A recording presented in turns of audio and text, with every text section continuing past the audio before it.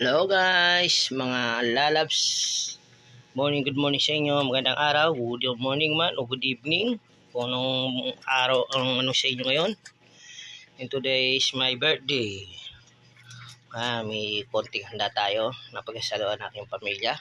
Nila akong manok, little cake, at yempo. Ngayon medyo tulog pa yung mga bata. Mamaya pag sila kakain kami. Ito tayo. Happy birthday to me. Happy birthday to me. Happy birthday, happy birthday, happy birthday to me. Yan. Yan mga lalabs. Itong unang araw din na wala na si mother. Karaw ako na hindi ko siya makasama. At siya ginawa na natin Panginoon sa taas. At kaya itong kanyang paborito. Paborito ni nanay din to. Itong cake na to. Yung mga inihaw na ganyang manok. Yan po, paborito ni nanay yan. Kaya si nanay ang una natin bibigyan. Mga lalabs. Mga lalabs. Dali ha. Hiwaan natin si nanay nito.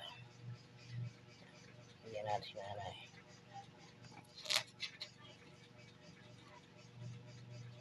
Paborito to ni nanay. Mocha.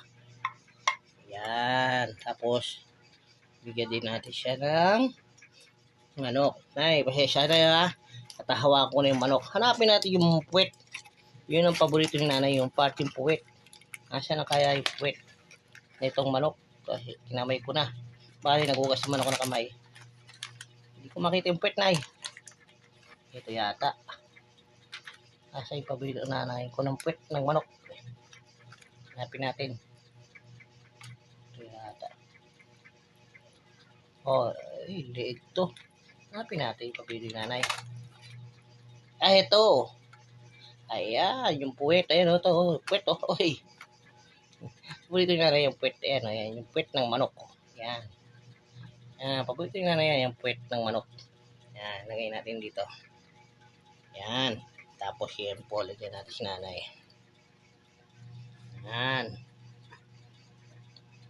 Yan po, ayan. Dala natin si nanay doon sa kanyang paboritong pwesto na kung nasa siya lagi. Dala natin si nanay doon. Tara mga lalabs, samahan nyo ko.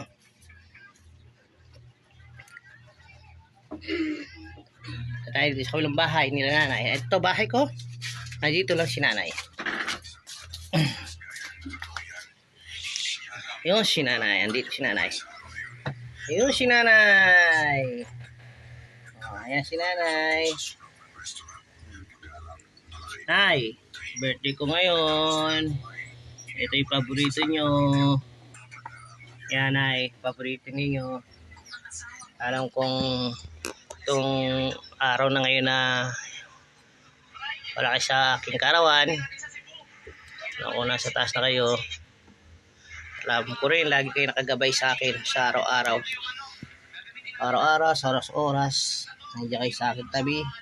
Sa lahat ng duman sa buhay ko na problema o anuman. Nung ako'y naoperahan, nung ako'y binata pa, nandiyan kayo. Nagkaroon ako anxiety, nagka-problema ako.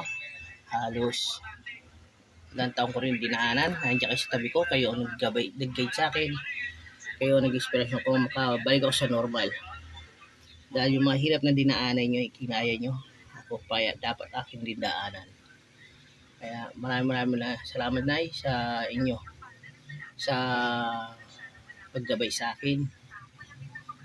Maraming salamat din sa inyong pagmamahal sa amin, magkakapatid. Mahal ka namin ay. I miss you. So, ito kasi talaga sa araw-araw. Hindi ko maintindihan ang sarili ko. Parang kulang ang araw ko. Hindi ko kung anong kulang sa akin. Yung gigising, aalis, papasok sa trabaho. Hindi ako kompleto. Hindi ako. Kanina, kagaling ko sa simbahan. Nagamakoy ako dito. Tagal ko makabalik. Paikot-ikot ako. Nagmotor ako. Paikot-ikot sa sasaraw. Paikot-ikot dito sa atin. Parang ayoko pa muwi. Hindi ko maintindihan. Parang gusto ko lang mag-stay sa simbahan. Kaya nga siguro dahil sa namimisyon na kayo. Ah, yun. Ay, nay.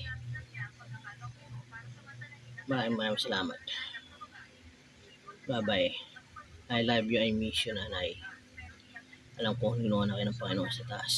Masaya na kayo, wala na kayo paghihirap na nararamdaman.